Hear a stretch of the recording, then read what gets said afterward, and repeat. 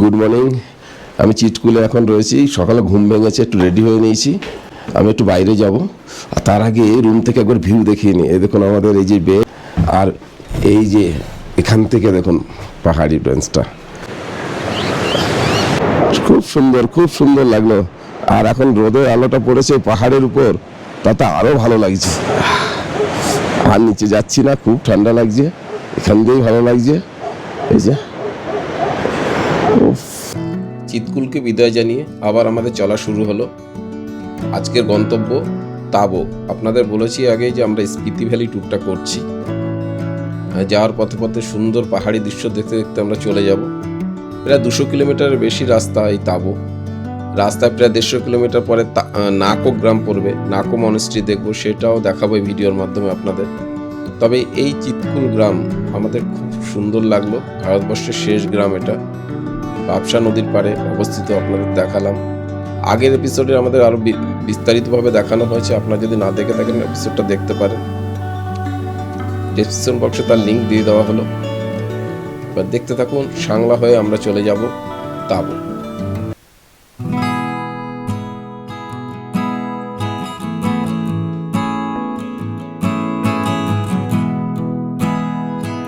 আমরা চিতকুল থেকে বেরিয়ে আমরা বলেছি তাবোর দিকে যাচ্ছি, নাকো হয়ে তাবো যাব। এখন আমরা সেই সকালে 8:30 9টা নাগাদ বেরিয়েছি, এখন বাজে প্রায় 2টো বেজে গেছে। এখন আমরা এই রাস্তায় স্পিতি নদী আর সপ্তরী নদীর সঙ্গমস্থল খাব, এই জায়গাটার নাম, এখানে এসেছি। এই জায়গাটা দেখুন কি ভালো লাগছে। সতলুজ নদী ও স্পিতি নদীর মিলনস্থল এটি। হ্যাঁ, এই জায়গাটার নামই খাব। দুই নদীর এই অপূর্ব সঙ্গমস্থল সত্যি চোখ জুড়িয়ে দেয়। পাহাড়, গভীর খাদ আর গর্জন করা এই নদীর দৃশ্য এক কথায় অসাধারণ। এখান দিয়ে আমরা এখন গাড়িতে উঠবো, উঠে আমরা আবার রওনা হব তাবোর উদ্দেশ্যে।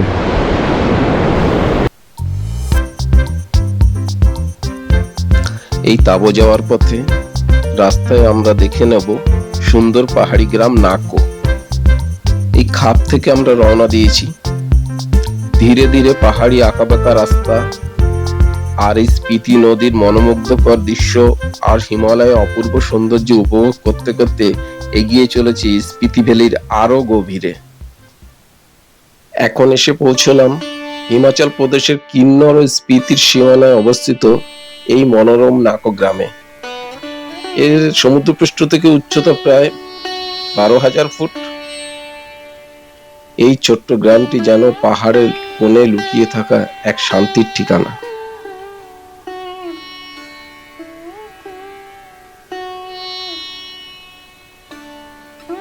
প্রথমে আমরা ঘুরে দেখব নাকো মনেস্ট্রি।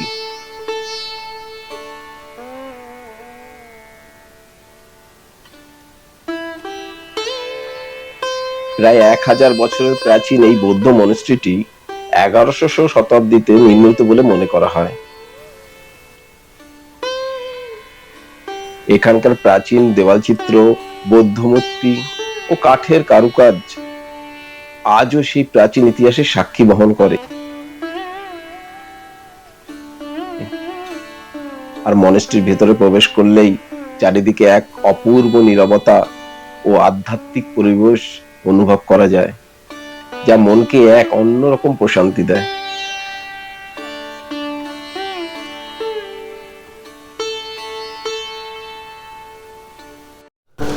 এখন এসে পৌঁছলাম নাকো গ্রামে।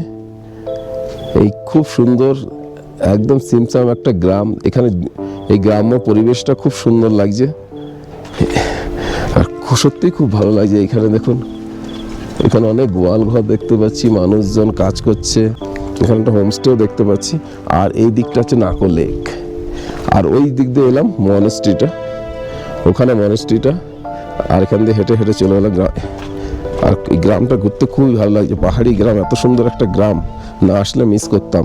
আর এই কথা বলতে বলতে চলে এলাম নাকো লেকের সামনে। দেখুন এদিকে পাহাড়ি রেঞ্জটা দেখা যাচ্ছে, কি ভালো লাগছে। এই যে নাকো লেকটা, এই দেখুন এই পাহাড়ের সব জনবসতি এরা যাতায়াত করছে। Hi Hi, hi. What is name? My name is Ganesh. Ganesh, okay, thank you. এই যে পাহাড়ি, দেখুন পাহাড়ি লোকজন এখানে আর যেটা বলছিলাম, এটা লেক।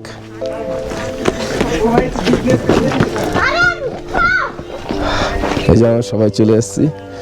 আমরা ওয়ালপেপার দেখি না, সেরকম এত সুন্দর এই লেকটা।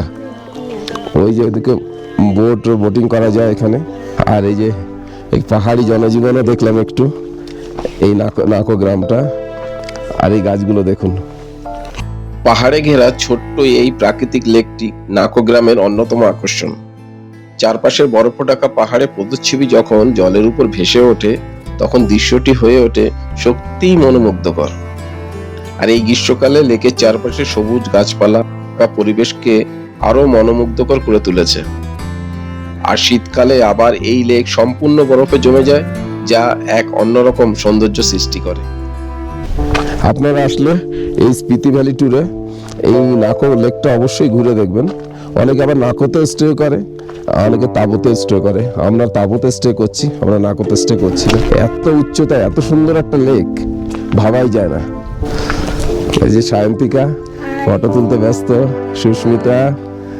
কেমন লাগছে লেকটা? এক কথায় দারুণ, স্বপ্নের দেশে চলে এসেছি আমরা। ঠিক আছে, দেখতে থাকুন। আমরা আবার গাড়ির দিকে যাব। যেতে ইচ্ছা করছে না এখান থেকে, এত সুন্দর জায়গা, কিন্তু আমাদের যেতেই হবে। আমরা এদিকে তাঁবুর দিকে এগিয়ে যাব। নাকো শান্ত পরিবেশে কিছু সুন্দর সময় কাটিয়ে আমরা আবার যাত্রা শুরু করলাম স্পিতি ভ্যালির অন্যতম ঐতিহাসিক স্থান তাঁবুর উদ্দেশ্যে।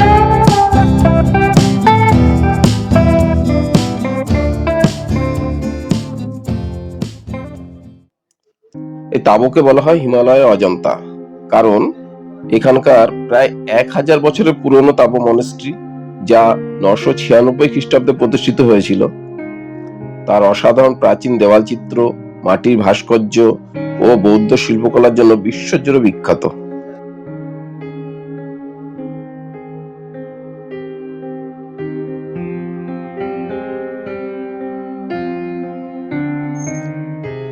আজকের রাতটা আমরা এই তাঁবুতেই কাটাবো।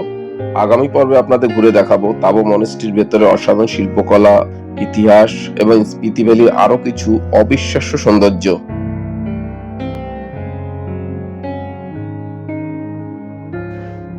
তাহলে এই পর্ব এখানেই শেষ করছি।